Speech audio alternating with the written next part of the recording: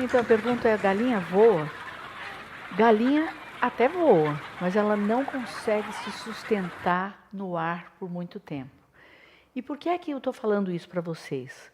Porque eu quero explicar a vocês a diferença entre os músculos fortes, pouco resistentes, que são os músculos brancos, como os músculos que tem no peito da galinha, que fazem com que ela alce o voo, e os músculos vermelhos, que são os músculos que tem na perninha da galinha, que são músculos que não são tão fortes, mas são altamente resistentes. Então você vê, a galinha, ela até voa, mas ela não consegue se manter no espaço, porque o músculo branco é forte para levantar a galinha, mas ele não é resistente para manter a galinha voando.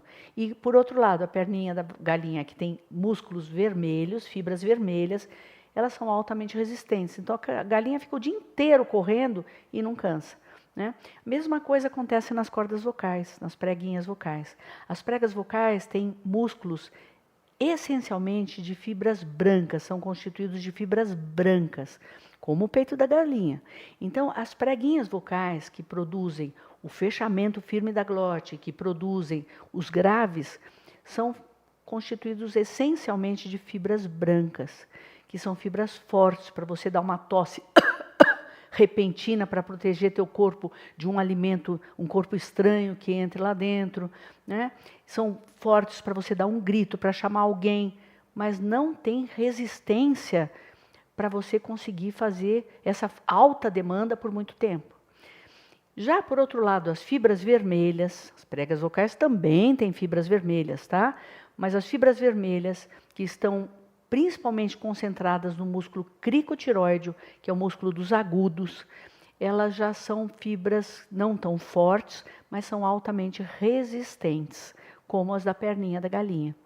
Então, se a gente tiver que optar, é melhor, na minha opinião, a gente falar um pouquinho mais agudo do que um pouco mais grave, porque senão eu vou sobrecarregar a fibra branca, que é a fibra do grave. Então, se você quer economizar a sua voz, sobe um pouquinho o tom de fala, para que você fale um pouquinho mais agudo, com a sua melodia, que isso vai te dar mais resistência. E se você é um cantor, se você é um professor, é muito importante você malhar a musculatura.